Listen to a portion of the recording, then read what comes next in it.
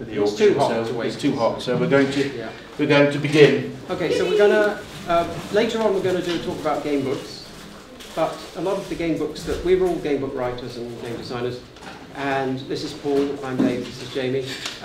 Because a lot of our game books have arisen out of our role playing, we thought it'd be a good idea to talk a bit about role playing because that feeds into what we do. So, first slide, please. It's technology, fantastic. So, what I wanted to sort of show here was that role-playing is often a route into all sorts of other interests. I found that over the years, found out about history and mythology and sociology and anthropology and all sorts of stuff just from having to do it in a role-playing campaign context. So, as an example, our campaign briefly was set in Sparta in about 480 BC. So I had to go and find loads of references to Sparta and construct a map of what Sparta might have looked like and what all the clans and so on were. The sort of thing that if you weren't having to write a book about it, you would not bother to research that level of detail. You know, if you say to an academic something like, what's the advantage of iron over bronze with weapons? He'll go, iron's tougher. But if you ask a gamer, he'll tell you how much tougher, because he wants to know those facts. Plus so, okay, so next one. Dave has learned a lot about history and stuff. I've learned a lot about beer and wine. and violent death. Yeah. And violent death, yes. So, in getting my start as a role-playing game designer goes back to about 1979, believe it or not, and I did a game called Mortal Kombat, which I published with a friend of mine, and we took stacks of these books. This was the cover image. Took stacks of these books around to different shops. Didn't you draw and I did draw that. And the Olsen brothers at Games Workshop ordered 50 copies, which we were delighted by. But the next time we went in with 50 copies, they said, "Oh, we've spoken to Ian Livingston," and he said, "That's too many," because it was a tiny little shop in those days. So we'll just take 10. So we were disappointed. But then I got a phone call. It was Ian Livingston saying, "I really like your role-playing game. We'd like you to design a role-playing game for Games Workshop." So, next slide, please. I went in and I pitched the idea of a game which I wanted to call Dead Men and Heroes, but Ian and Steve at Games Workshop preferred the name Adventure. They said, "We want to have an advert that says, 'Are you ready for adventure?'" Okay, it sounded a little bland, but still, it was an opportunity to actually get something published. So, although they weren't paying me, that was the one bit. I was too young to know you should be paid. Yes. So I wrote Adventure, and it was going to be Games Workshop's own role-playing game, their rival to D&D, except that just after I finished it, they got the RuneQuest license. So they said, "Did not do that because we're going to be selling RuneQuest now." So next slide, please. They said, "Can you do this thing called Quest World, which will be a tie-in to RuneQuest, but you can completely design your corner of the world for it." So with Oliver Johnson, who's another gamebook author, I reconfigured the whole of Adventure, Dead Men and Heroes, to be a role-playing game for RuneQuest. And just as we finished work on that, Games Workshop lost the RuneQuest license. So that's got canned. Actually, we've got another picture, a nice picture of Quest World. This is one of Russ Nicholson's pictures of the wharf in Tamaree Town.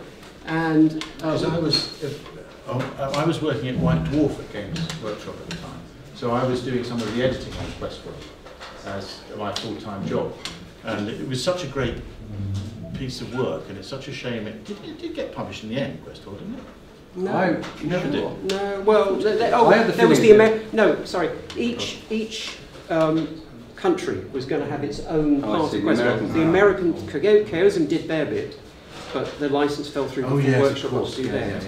So we got some nice art. The next bit of art by Ian McCabe of Fighting Fantasy fame. He did this picture, a sort of sketch really, of what was going to be the cover. That would have been very nice. Hard to pin Ian down though, wasn't it, if you remember? No, he was... One time we phoned him up and said, "Could you do a more finished version for us to show at Workshop?" He said, "This isn't Ian, it's Ian's brother." And later, years later, I said to him, "So how's your brother?" And he goes, "I don't have a brother." So you would So just artists. some of them artists, always yeah, done it hard to pin down. Yeah, they're However- working on something else. And Despite all of those misstarts, then I used the material, or much of the material in, next thing, Dragon Warriors. So I got to use all of that stuff, and White Dwarf did a Dragon Warriors scenario to help. That was nothing to do with the fact that I was editor and David was You weren't, because that's the first issue of White Dwarf that I started working there, and you left a couple of issues earlier. Oh, okay. So Ian was doing your job. Yeah. Yeah, Actually, he was doing your job when you were there, wasn't he? Ian Marsh was talking about Ian that. Marsh. Yeah. Anyone want to volunteer to kill Paul Mason for me? Then They'll get a free book. Then who will advance your slides for you? So yes. Lava. Lava. this I thought was kind of interesting. It's Leo Hartess and I did this sketch of the Dragon Warriors world one night, and that became the finished version of the world there. But you can basically this is what we basically just took a piece of paper and started drawing, and that's what it eventually became. Anyone got Dragon Warriors? We know of it? Yeah. Is it true that when they originally sold Dragon Warriors, they did book one in the north, Yeah, book two no, in the I was talking about Midlands? that earlier. The publishers, for some reason, sent all of book one to one part of the country, all of book two to another part. And then I said, but you realise you can't play book three unless you have, book one is the combat system, book two is the magic system. You can't actually play book three, the scenarios, without that. Then they relaunched, but yeah, you really had to watch publishers all the time because you didn't really understand. To be fair, this wasn't their market. Game books and role-playing games were completely new territory to them.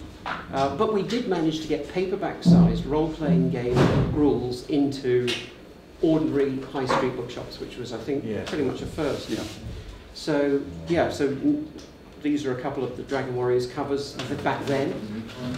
So you could just go in and these would be next to Fighting Fantasy books. So now, one big regret I have, Oliver had said to me early on, you must make this system use only D6. And I said, I can't have the interesting probability spreads that I can have with 20-sided, 10-sided, 8-sided, etc. And I was completely wrong, and he was right. It should have been just a D6-based system, because whereas kids could go into bookshops and buy the rules, they couldn't necessarily buy the dice. And so for a lot of them, it was, this is interesting, I can't play it. And if I'd made it D6-based, they couldn't. So I should have done that. When I do second edition, that'll be D6. So then they came back with some beautiful art. I think this is absolutely the style that I imagine the world of legend, the Dragon Warriors world being, and this is art by Johnny Hodgson for James Wallace's reissue of the rules from a few years back. And that's just, he's completely captured the quite low fantasy, dark eeriness of the whole thing. And that fight, that's absolutely typical, because very few Dragon Warriors player characters survive contact with anything like that. That would be like, that's the end of your campaign, really. So I think he's captured that feel rather well. The next one. Jamie and I then, for some reason, I still wanted to do something with Games Workshop despite the cancellations of other projects. Yeah. So we agreed to do a supplement for Warhammer, which was to be called Tetsubo. And they wanted it to be sort of Japan, but not very. So it would have chaos and basically be Warhammer, but with katana. We made it a samurai. We made it perhaps too Japanese. We were really. This is back to what I was saying before about role playing giving you an excuse to really steep yourself in a subject. So we became completely fascinated by Japanese folklore and bought these huge books of Japanese folklore. And I remember reading the Tahaike and saying, "Oh, there's this duel on, page 100, and the reason that duel's happening is because that guy's cousin's friend killed this other guy's brother in a previous duel 80 pages earlier." So it was all, it all made sense to us. But and I think it would have been a really good. I'd just done the Way of the Tiger game books, which were all Japanese ninjas and stuff, and Sword of the Samurai. So we were both completely forgotten it all now, of course. But we used to write little haikus to each other. With things like, Dave hopped into the pond and drowned.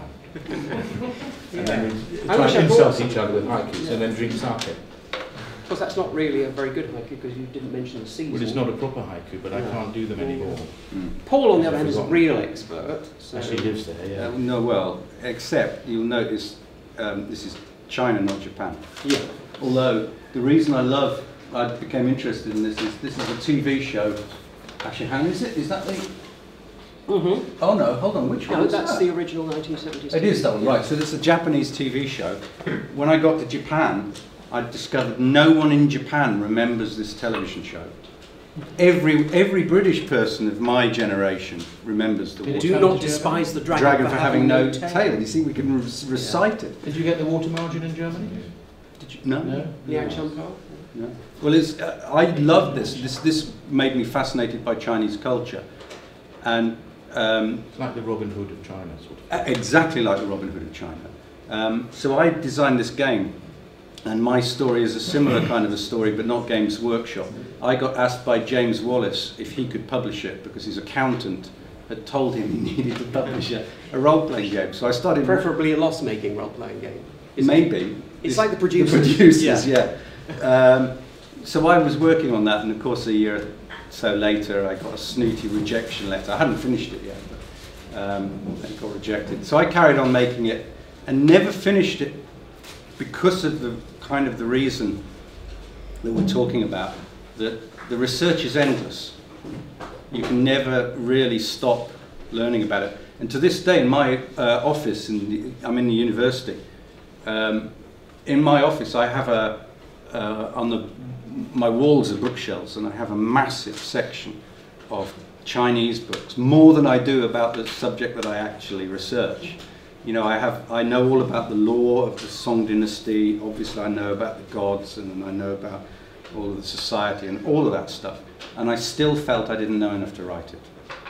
So that was my mistake. And since then, there are Chinese role-playing games that have come out.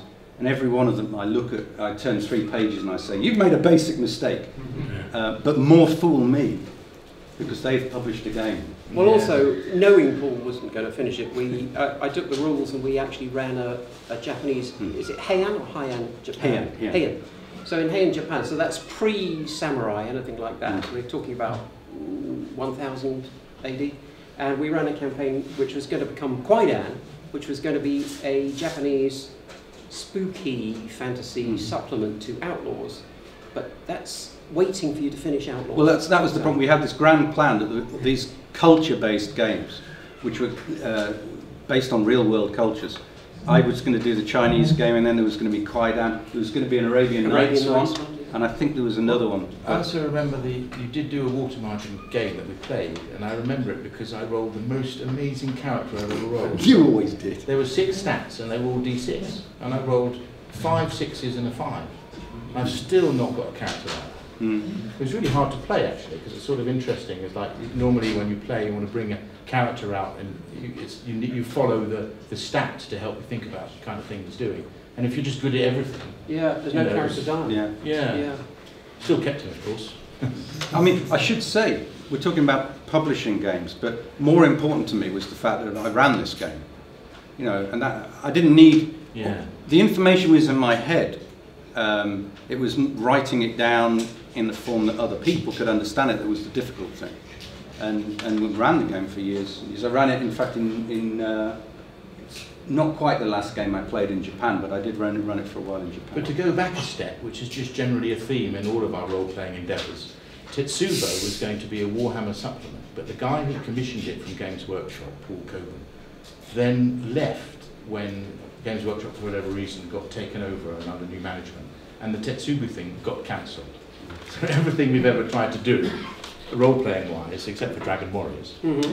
And then the next one. The next thing we're coming on to that continues this narrative. Yes. So this is for IDOS, which was to be a massively multiplayer online game at IDOS, where we were working in the mid to late 90s. That's IDOS of Tomb Raider fame. Tomb Raider. So Ian Livingston was the creative director. Started a computer games company, and so they did Tomb Raider. We proposed doing a massively originally it was going to be a massively multiplayer game based on Fabled Lands, but the publishers were kind of a bit difficult about how much of the game they wanted in terms of the proceeds. So we said, well, we'll invent a completely new world. So we invented this world of Abraxas and got this map done by Russ Nicholson. The idea is a kind of lost continent, a bit like Atlantis, but it goes back to sort of 45,000 years ago, and you've got proto-civilizations of what would eventually become Egyptians, Aztec, etc. So that would be kind of Antarctica. And it's the idea was a terrible cataclysm like Atlantis, and all of these cultures spread to what we understand of them. So sort of a Mayan one, there's a kind of Carthaginian one, sort of. A bit like the Fable Lands. The next one, actually, because we were drawing on a tradition which is not so well known these days, but it's science fantasy. So this is the cover from Michael Moorcock's, I think it's Blades of Mars, or one of those books, where he did a sort of Edgar Rice Burroughs pastiche under the name Edward Powys Bradbury, but it's actually Moorcock. And they were the first science fantasy books I think I ever read. But there were quite a lot of these around in the 70s, and they're kind of drawing on ancient world. So Conan fits into that, and obviously, you know, Burroughs and Moorcock stuff. Lynn Carter did a whole lot. It's less medieval feeling, and less dark and clammy than the traditional, say, Game of Thrones, Middle Earth, Dragon Warriors. That's all in a much more medieval sense. This is more ancient world, tend to have airships, and so it's a little bit steampunky, but not really. Way pre-steampunk, really. Flying machines. So that was the kind of, we wanted to resurrect that strain of fantasy with that. Can we have the next one? So we got Russ to do some concept art for the computer game. This is just one of the, so he was just trying to get a sense of what it should look like for our 3D modelers to build the models. We were trying to do Divinity, have you seen that? Played that? Divinity 1 or 2. So it would have been like an isometric view, but a huge, enormous world with a few hundred hours. But it was also going to be a dynamic AI that we wanted to be as a kind of game master AI, using a sort of story. We had these algorithms that would create stories from a book called, what was that book called? Oh, Appropriate Analysis. Appropriate Analysis, any of you heard of that?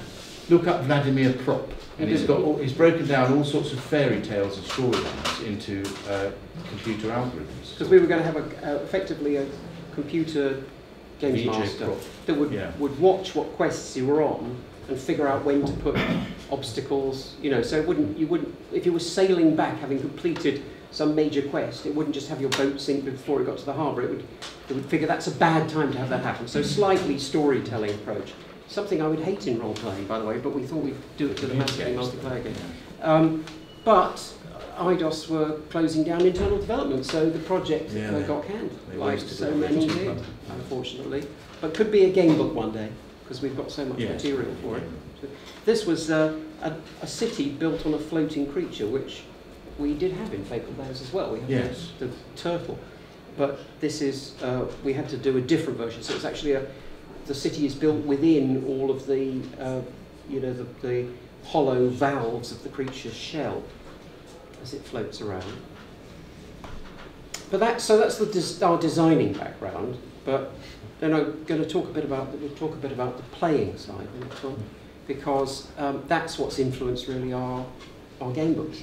So this was actually Leo's drawing of what it is to, what it's like to explain to people what role-playing's about, I suppose.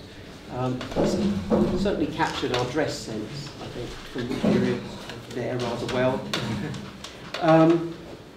So the first role-playing game I encountered, next one, was something called Empire of the Petal Throne, and this is mid-70s. I'd never seen a role-playing game before, and actually I remember a friend of mine saying, after we had to club together because it was such an expensive game to buy, and it's a complete world, TSR released, I think 1975. And he was saying, you don't just play, you play just one person, which we'd never encountered this concept. So when we started playing, we didn't know you play as a team. So one guy would be the referee running the game, and we'd each go up in turn and get 20 minutes playing our character. And for months, the characters didn't meet. We didn't know you were supposed to. And then eventually we realised, if we all get together, we'll all get to play more. So we only became a team because that was a more sensible way to get. Well, you say team. Yeah, no, well, there might have been some most of our games are characterised by a lot of backstabbing and treachery. It was never co-op. But one of the great things about Tecumseh in Part of the Battle Throne is that he has created a complete world. This is just one of the cities, and when you're presented with it, you can really get the sense of being able to do anything, go anywhere, and that really has the whole style of our role-playing, and it's why we eventually came to Fabled Lands, of wanting to create that sense of freedom you get in a really good campaign, where it's, because it always struck me that game books that just say, here's your quest, are very far from the feeling you really want to get in a good role-playing game, of being able to do, to let it be led by the players. So Tecumseh was a great kind of the other thing about nursery for that. Yeah, but the other thing about Empire of the Battle Throne was this really strange, exotic fantasy world. Have any of you come across it or played it? So it was an American thing, and the guy who wrote it was a professor of anthropology. So he drew on a little bit of Islam, Arabian Nights, a little bit of Indonesia, a lot of South American, and it was really very different. And you could start as a lowly peasant and rise all the way up to become I don't want to say duke, because he had his own language and his own dictionary and his own history for everything. Can you remember the title? Planets of what? No, the title that you might get and what a lord would be called. I can't remember. No. Cardinals, but yeah. I mean, and all this fantastic demonological system. So the Book of Ebon Bindings was like tell you how to summon creatures from other worlds, and it was so rich and fantastic that we completely immersed ourselves in it. And I remember being on my honeymoon with my wife. Now, before we went on honeymoon with my wife, and she was talking to me, shall we get ready to go out? I said, I can't, I'm working on my character. Why? It's the most important thing in my life at the moment. We're divorced now, of course. But sadly, there you go. I don't want to talk about the honeymoon. Baron Jadak is summoning a demon. Don't you realise how important it is? And that's the power of getting a really rich, exotic, interesting world. You really get lost in it. Something that I remember Paul saying, if you look at a lot of fantasy games, you look at a picture from the game, and you realise it looks like a bunch of really modern Americans have dressed up. But if you look at a scene from Tecumseh, it really looks like you've plunged into some completely different society. And Mike Watts was one of the artists for Tecumseh. Yes. This is a typical street scene, as it were. So you can see the sort of Mayan influence going on, but you also had exotic alien creatures, so it was like a lost planet that... in the distant future. Yeah, and it changed a lot. So there was, these is like from a god called Saku, the death god. So there was a little bit of Egyptian stuff going on, and it was really interesting because the more you learnt the lore of that world, the more you became the character. And we would just spend all our time talking, using words from this made-up language. And that's what made games so much more fun than just... Dungeons & Dragons was never enough for us. Although having said that, it's also not the system, it's also the games master and how it's run. So we were allowed to do whatever we wanted, and if it meant we ended up being killed, or sometimes we would have situations where I'd turn up for the game and I'd go straight upstairs to hide in a room because I was waiting to ambush the rest of the party. And they all thought I was dead, and it was a huge elaborate scheme, and suddenly I come out, aha, revenge at last! And the battle starts between the party. And we even got to a stage where we played for so long, we'd risen up in the ranks of the world and become dukes, and then we fought an enormous civil war against each other with battles using the... And that's the way that role-playing can go. It sort of kind of started where we begin with just doing dungeon bashes, where we just thought, like most games, you just go down and get the loot and kill the orcs, and that's the fun. And then I twigged the idea of buying land with my money. And suddenly I became a rich noble. Only in a fantasy world. What? Are you saying I don't own... Actually, the Civil War is a great... Because I believe strongly in playing to discover, and that when I'm running the game, I want to be discovering with the players. I don't want to...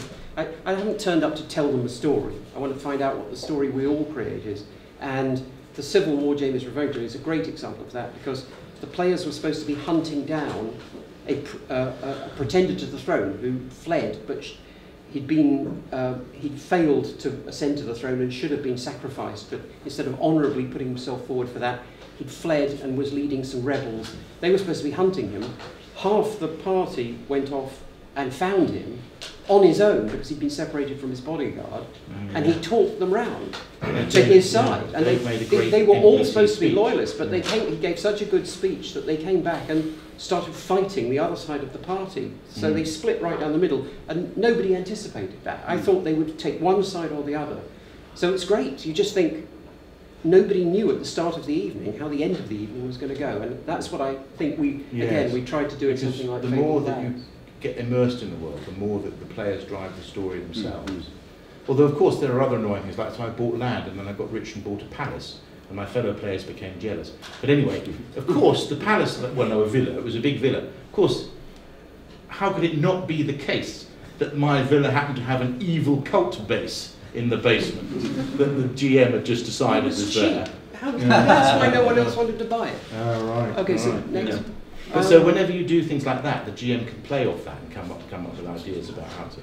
So, Obviously, evil cultists in my if basement. anyone's interested in Takamon, by the way, I've done a role-playing system which you can get online. It's on the Fable Lands blog on the sidebar, and you can just download it. I should explain about this. Empire of the Petal Throne was the second role-playing game that TSR made after Dungeons and Dragons. Many people bought it because they couldn't understand Dungeons and Dragons. Original Dungeons and Dragons was just nonsense. But actually, Empire of the Petal Throne enabled them to play it. But the rules weren't quite enough. So it's gone through all these different rules after. So people now have the idea that it's a world.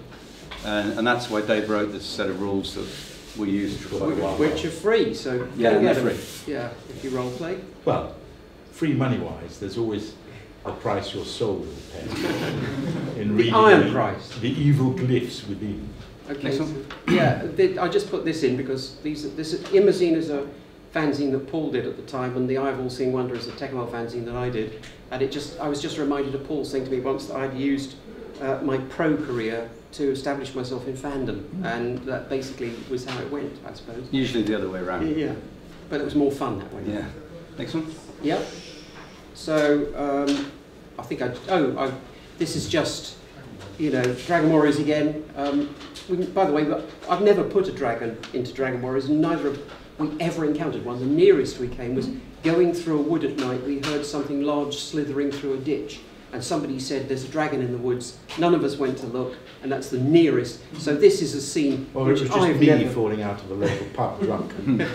But this is No, the sort of it's- scene that I don't think it normally happens in any Dragon Warriors adventures. But anyway, nowadays we often use GURPS 4th edition. I don't know why, I've got this love-hate relationship with GURPS. It's brilliantly designed. Any of you play GURPS system? Yeah. Drives me mad.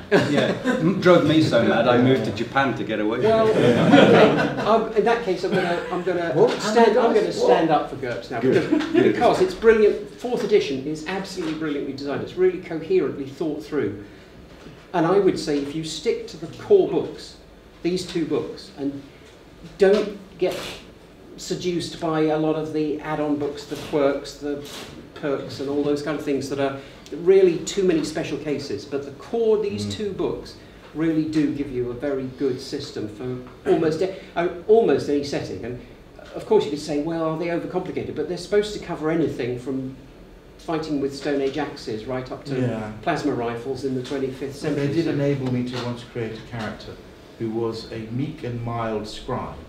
And then he had insanity, my plus something points. And occasionally he would With split turn... personality. Yeah, split personality. Occasionally he would turn into a powerful demon. And then that was extra points. And then occasionally, extra insanity points was sometimes he would turn into the demon hunter that was hunting the demon. So he sometimes was hunting himself. I got loads of points out of it, though. Wow. In fact, the best one, any of you ever played Champions? It's a superhero role-playing game from 70. And you had the same sort of thing where if you took disadvantages, you would get plus points. And we worked out the most powerful character we could ever have. He could mind control anyone on the planet, but he was blind, deaf, couldn't move, and was strapped to a bed in a house, and couldn't even speak. Yet he had these super mind powers.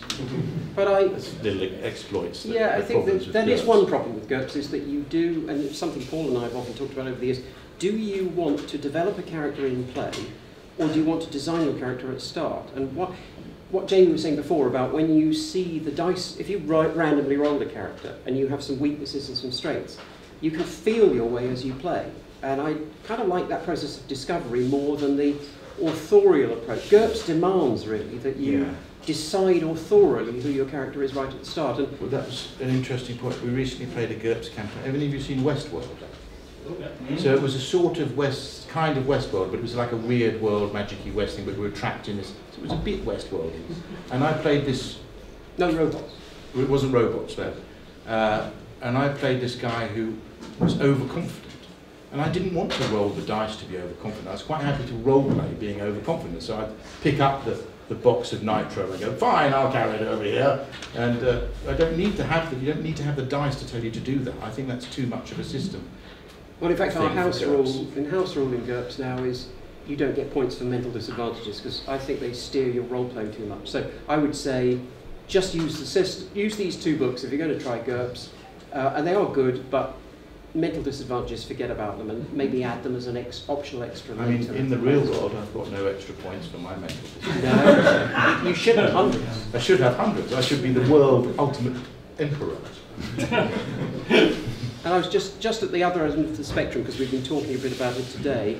I want to do a shout out for Sagas of the Icelanders because it's Gregor Vuga's done a version, effectively a rewrite of the Powered by the Apocalypse system for the Icelandic sagas, and it's absolutely brilliant. And it's the very opposite end of the spectrum from GURPS. It's super simple. It's pick up and play. You simply have a set of moves that are shared by all characters. You have a group of moves that are for male or for female characters. Then you have a group of moves specifically for the character class or role you've chosen to play, and you can write those down in about 10 minutes and just get going. And we're having replicating really the feel of the sagas perfectly. Yes, the rules are absolutely brilliant for that. Because it really encourages you to do the role playing rather than the rule playing. See what I mean? In that, in fact, I'm playing a Thrall slave at the moment. So my boss is my master is a Viking, and I'm a Persian, ex-Persian noble from who. Are you a noble? I don't think we in agreed. his head. He is from Persia. And you know, he can read and write Latin and stuff like that, and he's like stuck in the far north with the freezing barbarian Vikings.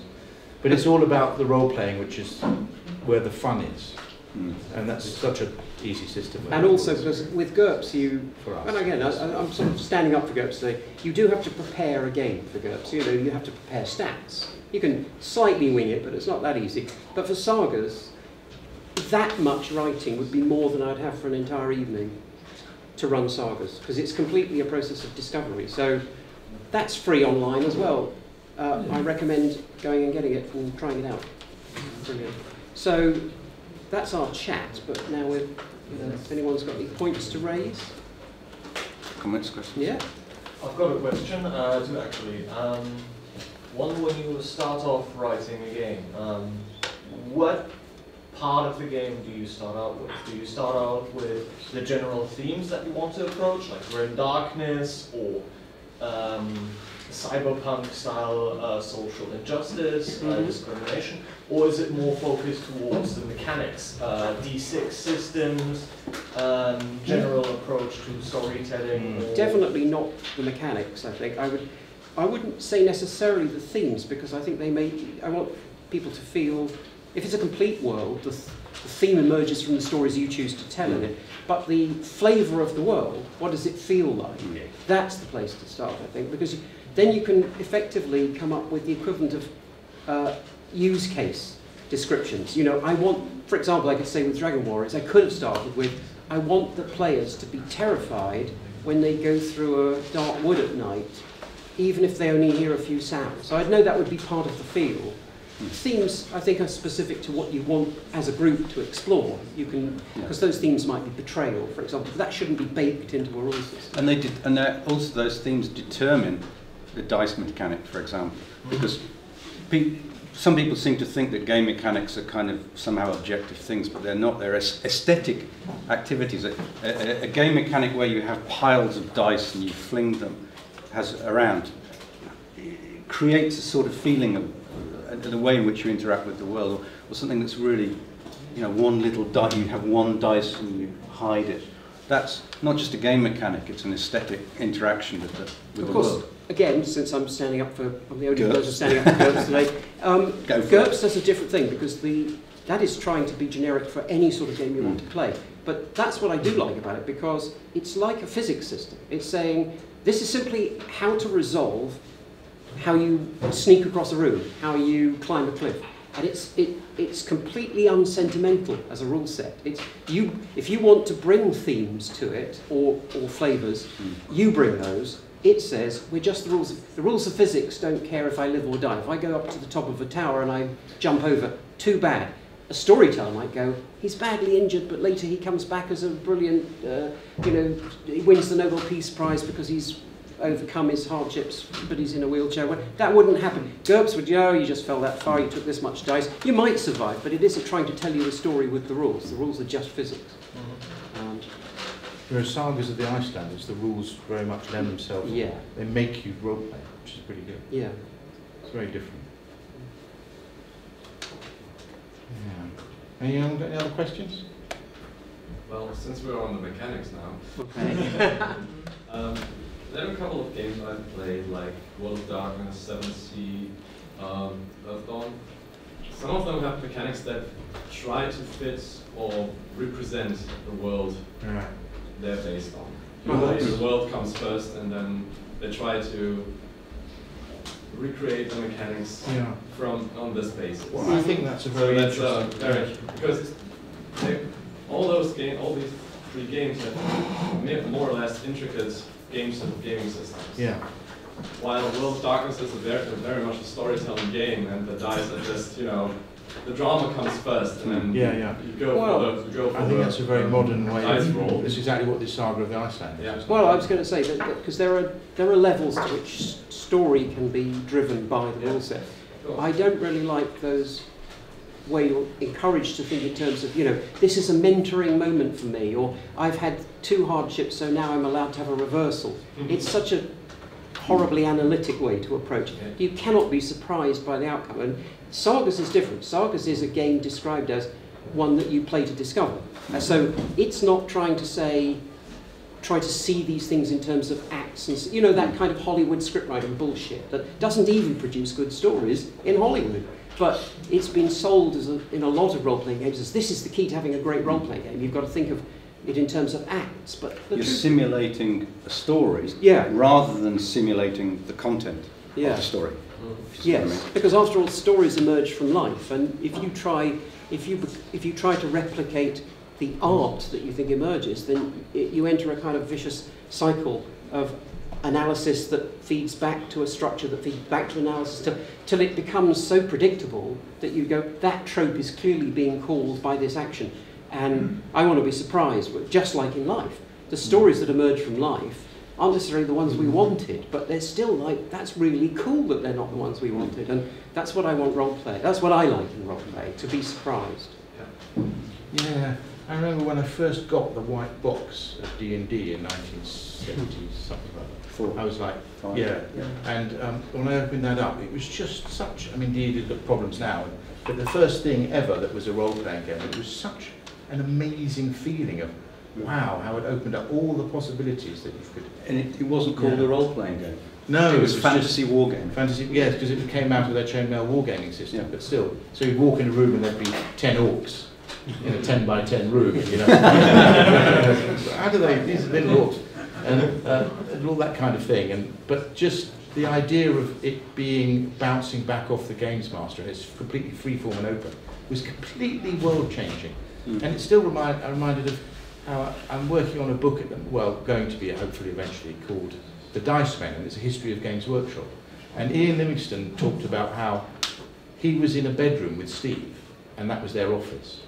And when they finally got big enough to own a shop, they lived in the van because they couldn't afford to rent for the shop, and they would join a squash club to have showers. And they'd have all the stock in the van and have the shop. But how they first ordered, and they were pacing up and down, how are we going to do this? We've got to get the D&D license. And they ummed and ahed, and they rang up and wrote letters to Gary Gygax. And then they said, we've got it. And we've got the first 6 copies of White Dwarf, of white box set Dungeons and Dragons have been sent over, and they never let Gary Gygax know that they were in a bedroom and they were a tiny two-man. Of course, what they didn't realise, Gary Gygax was in a bedroom. Yeah. And he was going, I've sold 6 copies to the UK! Because it was so early on, and that was like an amazing sort of story. And then from that, it all took off, you know. Yeah. Yeah. So that brings me to a question of the past. How did you sell all those copies? I mean, there wasn't. Well, they weren't war games. They were war games, but how could you sell the war games? There were shops as well. Well, Games Workshop yeah. started with one shop. Yeah, but it wasn't. But there were shops that sold war games equipment. Also, Yeah. I got into role-playing games because I was a war gamer, So and I got a magazine called Battle for War Gamers, which Yeah. you could buy high street, Yes. and that contained April 1978 contained an article about Dungeons and Dragons, and I thought, this is great. I can't afford to buy it, but I've got a set of Middle-earth war games rules. I'll just use that. Okay. And there must have been lots and lots of people who read that article. And it was lots of mail order and leaflets being handed out, and they slowly spread in little war game magazines. And war games conventions. War games conventions, yeah. Well, Even then. there was Games Centre in the middle of London. Yeah, It was that's another shop. later. And I got the Empire of the Petal Throne there in '75. That was a tiny little shop. It was actually about, like from It this... was in Diagonal Alley, as I recall. It virtually was, Yeah. Hanway Street. Yeah. And it was basically from that table to this wall, Yeah. and about half the extent, the width of this Yeah. room. That was the size of the shop. And if you wanted to look at a game, you had to lay it out on the map on the floor, and Yes. other customers would step outside onto the So pavement that you look at it, while yes. you looked at the game, and then they'd come back in. And people would travel from all over And it was the exactly country. the same like that for the first Games Workshop office. So Ian and Steve would have a tiny space just like that, and it was at the back room of an estate agent, which is like, what is an estate agent in? Real estate. Real estate, they rent out and sell houses. So that was their office, and at the back was a little room, and they had this mail order thing, and they would have to go to answer the phone in their flat. That was the landlord would answer the phone, landlady, because another bloody weirdo wanting your wants a Dungeons and Dragons, and then people would start, and it was all mail order, and then people would start coming into the shop, and they could only have one person at a time in the shop, and then the office said, we're sick of these people dressed as wizards coming into the back of our office. Get out, because we're a respectable business. We don't want wizards and hobbits turning up. J.K. to crime. Rowling worked in an estate agent in London. Really? No, I just made it. And so they had to leave, so they finally rented this other place, but they couldn't have a flat at the same time, so they lived in a van, which they called Van Morrison. But it does explain why so many early role-playing games were so combat-focused, because even for us to even discover a role-playing game, you already had to be a war game, Yeah. because you were going to those hobby shops. Yes. So it was great to discover role-playing. It's like I was more into role-playing than I was into wargaming, but nobody would discover it unless you'd already been used to playing these massive SPI simulations of the conquest of Mexico that took entire weekends Or a to mighty play. fortress A Mighty Fortress. that we've never finished. That was a game of A new customer, by the way. oh yes. Enjoy.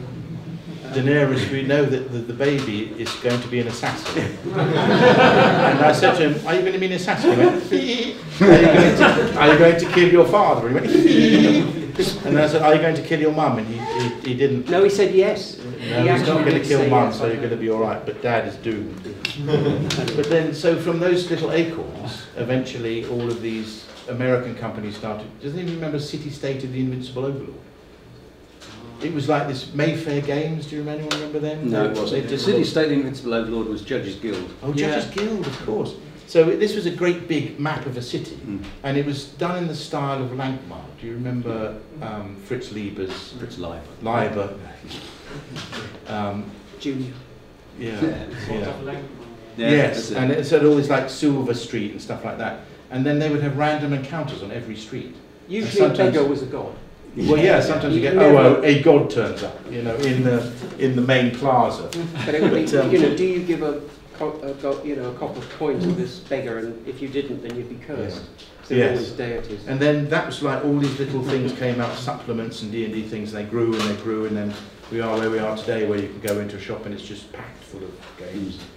Stuff like But that. also, your role-playing had to reach that point where it broke away from wargaming for it to shed the emphasis on just combat. So now you can have, I mean, you do have combat in Icelanders, but that obviously because it's Icelandic guys knocking chunks off each other with axes a lot of the time. But that's not the whole game. Yeah, it's 2 roles, isn't it? Yeah.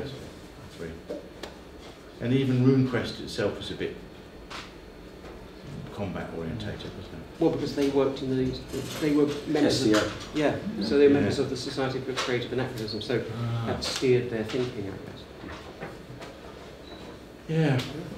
So I guess that's it, unless we can think of any other questions or anecdotes from way back when.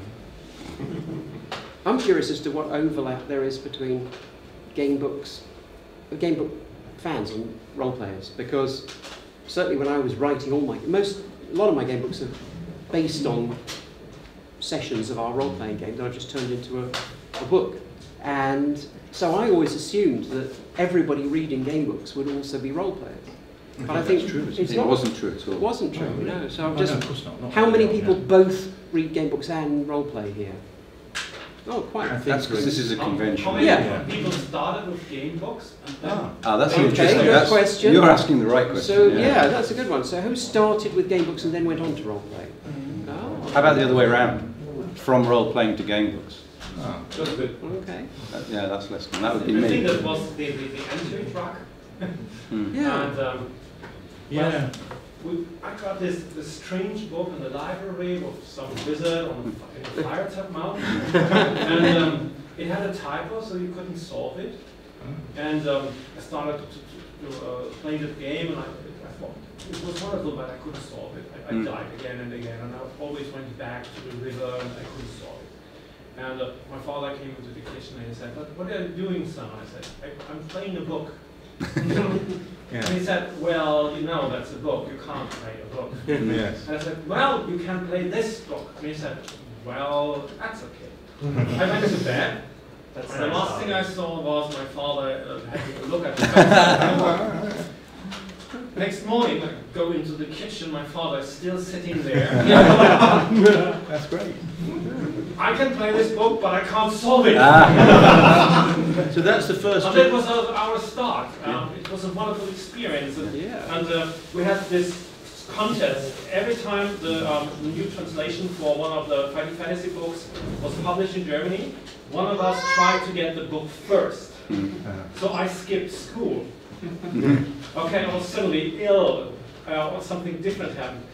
Or arrested by the police. I think once or twice my father didn't go to work to get the book early. So it was like a disease spreading in the family. It was a wonderful time. So somehow later role-playing games came, and it was also a wonderful thing. So I can know that somehow I've corrupted your family a little bit. I was just thinking that. Yeah. What a victory. Yeah. So the first German war of the Firetop Mountain had a mistake. Yes, it was a typo. I'm sure the English one did. You always came, I think it was 399 instead of 396. Yeah, that's easy Something to like do. this. And in some crime movies, there's a strange kind of guy with lots of pictures on the wall, and threads and connecting dots, and my rooms look like this, and I try to solve the book, and I had paper, and wire and things like this, but I couldn't solve it. It was a horrible thing. It's funny because when I was writing them, I always assumed, stupidly, that that's what readers did. I was convinced that the readers would map it out far more than me. So my goal was to make sure that wouldn't work.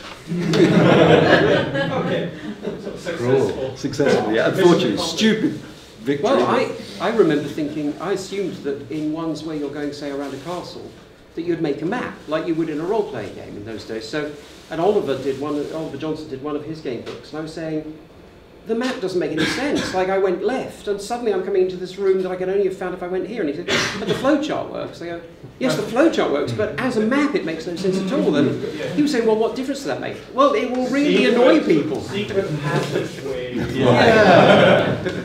Portal of teleportation. That always works. Yes. Yeah.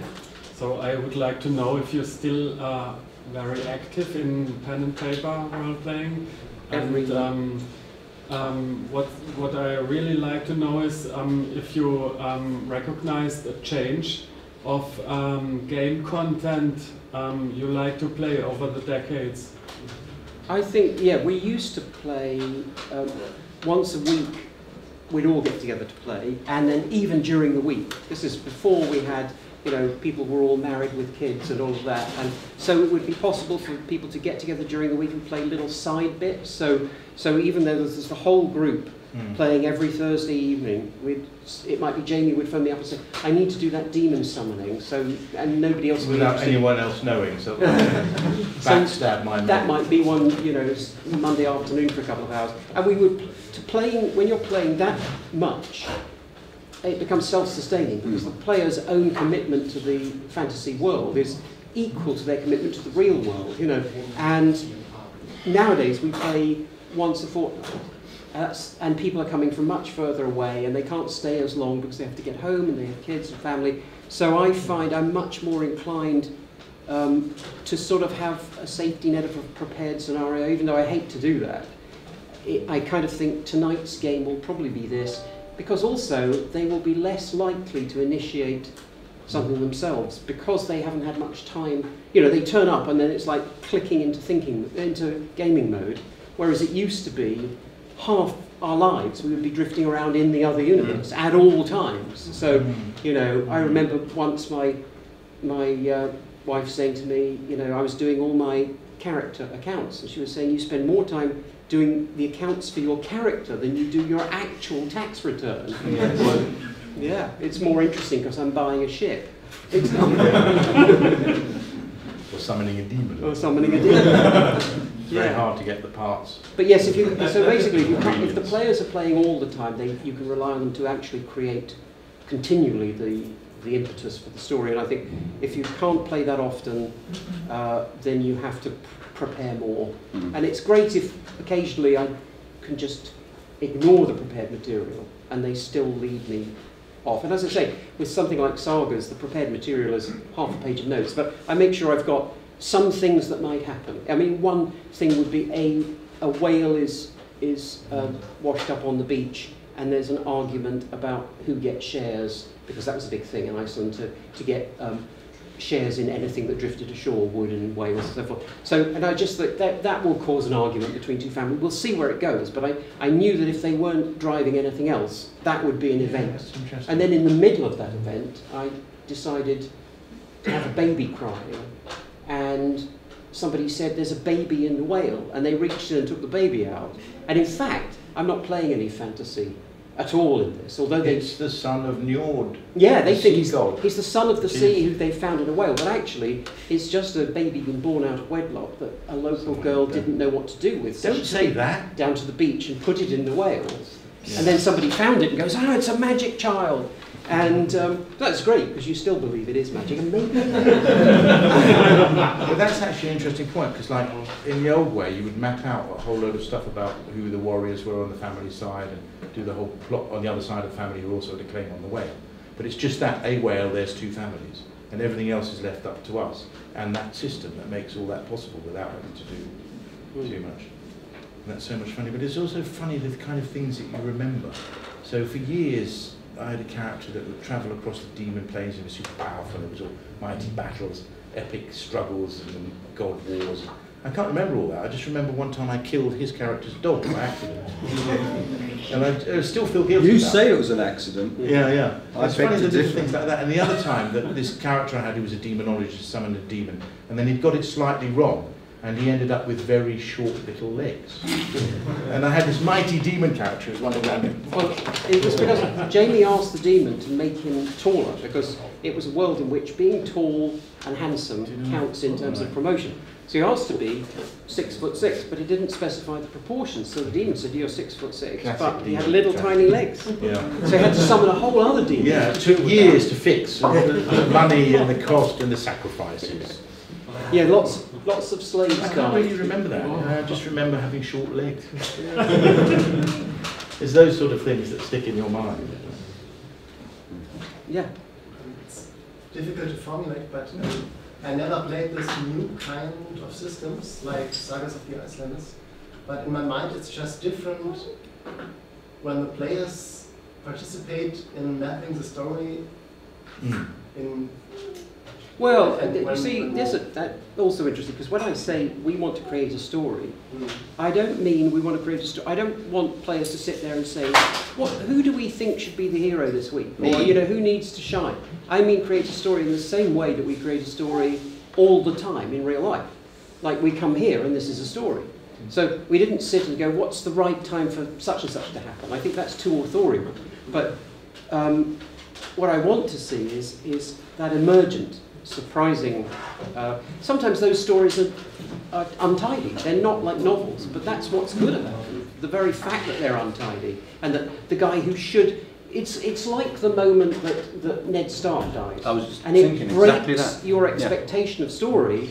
It's brilliant. You can't keep doing it in a story because you know there is an author. But when it does happen, you go, that's not how a story is supposed to. Or no, actually, when Daenerys' husband dies when he gets cut by the axe, and he dies from the infection, right? Oh yeah. And again, but those kind of things, when they happen in a game, you know they were just random. Sometimes it's a brilliant thing happens. Another time it's a terrible thing happens. But I like that. Just go with it. And one of the things about sagas as a system, and I think any system can do this, but it encourages you to think in terms of not just success or failure, but the success that comes with a problem dependent on the success. So you're encouraged to think of, yeah, you got what you wanted, but it goes in another way as well. Which is back to Jamie's demon summoning, isn't it? Yeah. And like this weekend's story hasn't gone the way I planned. Yeah. Dave survived the accident barefoot. Oh yeah.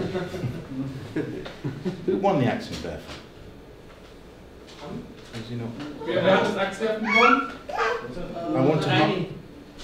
Was it Reinhardt? I think it is. Is he not around? I want to hire him.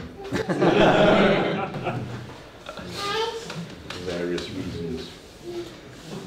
Well, I guess any other questions? Yeah. All right. Well, we'll be doing game books in 3.5 hours? Yes, we'll be doing game books. Got some stories to tell you about Games Workshop and stuff there, and how it all began, and more about role playing. But we won't talk about that now. How role playing got into game books. Okay. Thank you very much.